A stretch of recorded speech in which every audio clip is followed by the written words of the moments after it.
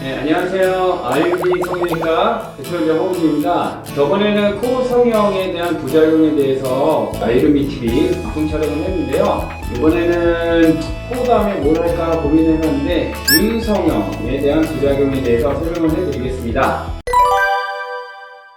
일단은 눈 성형은 두 가지로 나눌 수 있는데요. 첫 번째, 불만족. 두 번째, 의학적 부작용이 있습니다. 눈 성형의 가장 많은 재수술의 원인을 차지하는 것이 뭐냐? 비대칭입니다. 비대칭이란 게 교정할 수 있는 부분이 있고 교정할 수 없는 부분이 있습니다. 예를 들면 오른쪽, 왼쪽 눈이 사람 눈이 똑같겠어요? 다르겠어요? 다릅니다. 오른쪽 눈의 피부가 조금 더 두껍습니다. 눈썹과 눈 사이 거리가 왼쪽보다 더 가까워요. 더 안쪽으로 들어가 있어요. 오른쪽 눈이 왼쪽 눈보다는 조금 사이즈가 조금 다른 경우가 있어요. 똑같이 디자인을 해놔도 양쪽 눈이 다른 경우가 생깁니다. 똑같이 디자인을 하더라도 3D, 입체적인 면에서 조금 차이가 납니다. 그래서 이런 점에 대해서 환자분들에게는 경과나 수술 후에 자세하게 설명을 해드리고 있습니다. 그리고 두 번째로 수술이 잘못돼서 비대칭이 되는 경우가 있는데요. 그건 일반적으로 원장님이 첫 번째 디자인을 잘못했을 경우, 두 번째 피부가 잘라내는 양이 서로 다른 경우, 세 번째 안검하수 양이 다른 경우, 수없이 많은 요소들로 인해서 비대칭이 생깁니다. 그런 경우는 솔직히 말씀드려서 각각 원인을 분석해서 해결을 하시면 됩니다. 두 번째, 기능적인 것에 대한 부작용입니다. 첫 번째, 요새 많은 사람들이 많이 하는 거 있죠? 눈매 교정.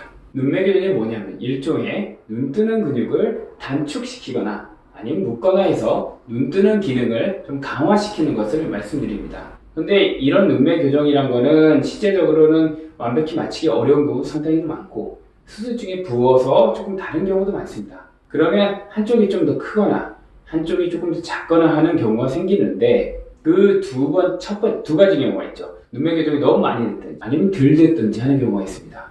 근데 덜 된 경우는 그나마 해결하기 쉬워요. 덜 됐으면 다시 조금 더 해주니까. 근데 문제는 과교정의 문제입니다. 이놈의 과교정.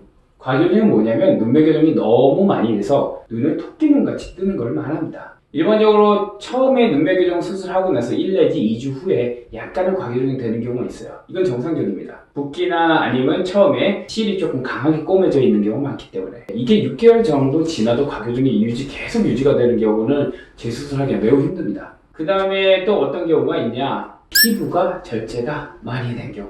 그러니까 피부가 많이 절제된 경우가 어떤 경우냐면요. 사람들이 보통 나이가 드시면 이렇게 눈꺼풀이 덮이잖아요.